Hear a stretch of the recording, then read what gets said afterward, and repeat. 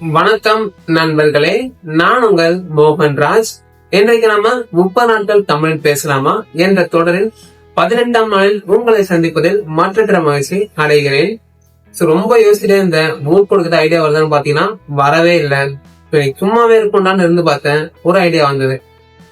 2011 Sensex கணக்கெடுப்பின் படி பார்க்க போனோம்னா ஹிந்தி அதிகமான மக்கள் பேசுறாங்க as compared to Tamil. Tamil 5வது இடத்துல இருக்கு.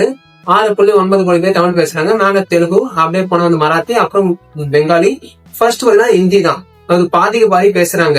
ஏன் நான் பாதின்னு சொல்றேன்னா, இந்தியாவுல இப்ப கணக்கெடுப்பு பாத்தீங்கன்னா 140 கோடின்னு சொல்றோம். பட் இது 2011 இந்த சென்செக்ஸ்ன்றது எவ்ரி 10 இயர்ஸ் டிகேடுக்கு பண்ணிக்கிட்டே இருப்பாங்க கணக்கெடுப்பு. லாஸ்ட் இயர் ஏன் பண்ணன்னு பாத்தீங்கன்னா COVID-19 பேண்டமிக் வந்தாலும் பண்ண முடியல.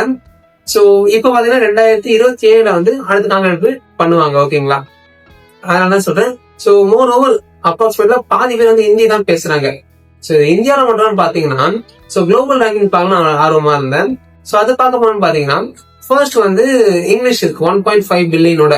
நான் பார்க்க முன்னாடி மேண்டரின் தான் ஃபர்ஸ்ட் இருந்தது, சைனீஸ். அது இப்ப செகண்ட் இருக்கு 1.2 பில்லியன். தேர்ட் பாத்தீங்கன்னா ஆப்வியஸ்லி நன் அதர் தென் ஹிந்தி தான் இருக்கு.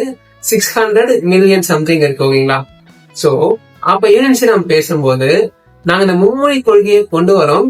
2 இந்திய மொழிகள் தான் சொல்றோம். அது இந்த மகிழ்வதி மாநிலத்துக்கு ஏன் இந்தின்னு தோணுதுன்னா, உலக அளவுல இந்தி அதிகமா பேசுறதாலையும் அவங்களுக்கு இந்த மாதிரி தோன்றது தப்பு கிடையாது. ஆனா நாங்க எந்த மொழியை தேர்ந்தெடுக்கணும்ன்ற ஃப்ரீ சாய்ஸ் மாணவர்கிட்ட அழிச்சிருக்கோம்னு சொல்லிட்டு நம்ம பேசுறதுக்கும் நல்ல ஒரு ஆர்குமெண்ட் அமையும். நன்றி நண்பர்களே.